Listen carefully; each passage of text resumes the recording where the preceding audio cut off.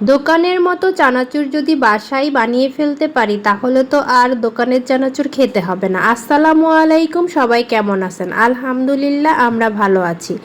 চলুন দেখে নেই কীভাবে দোকানের মতো চানাচুর বাসায় তৈরি করে ফেলবেন।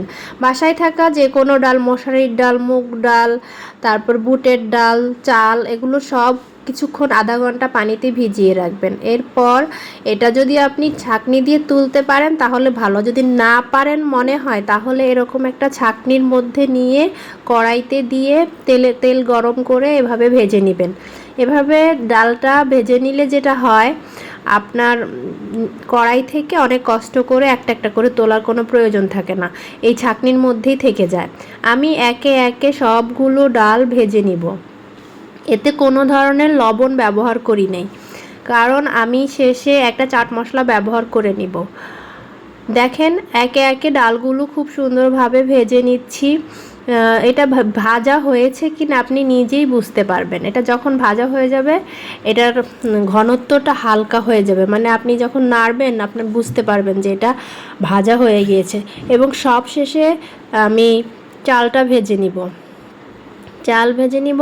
আর চানাচুরের লম্বা লম্বা যে জিনিসটা হয় সেই জন্য কিছুটা বেসন আমি গুলিয়ে নিয়েছি সামান্য একটু লবণ দিয়ে। এটা একজ্যাক্ট একদম বাজারের চানাচুরের সেই লম্বা লম্বা ওগুলোর মতো হয়েছে, কারণ আমি আমরা যে সসের বোতলগুলো আছে না, এগুলো এটা দিয়ে আমি জিলাপি বানিয়েছিলাম, সেগুলো দিয়ে ভিতরে ঢুকিয়ে তারপরে বানিয়ে নিয়েছি। এটা আপনার যদি এলোমেলো পড়ে কোনো প্রবলেম নেই, কারণ আপনার তো চানাচুরের মধ্যেই দিবেন। এটা ভাঙা ভাঙা এলোমেলো যেভাবেই থাক না কেন কোনো প্রবলেম নাই। এই তো আমি বোতলের মধ্যে নিয়ে বেসনটাকে তারপরে এভাবে ভেজে নিয়েছি কয়েকবার দিয়ে। দেখেন কত সুন্দর চানাচুরের শেপগুলো চলে এসেছে। আর ভেজেছি হচ্ছে কিছু বাদাম ছাড়া তো চানাচুর হয় না, তাই তেলের মধ্যে কিছু বাদাম ভেজে নিয়েছি। এরপর আরও একটু তেল কমানোর জন্য একটু কাগজ দিয়ে ভালো করে মুছে নিয়েছি।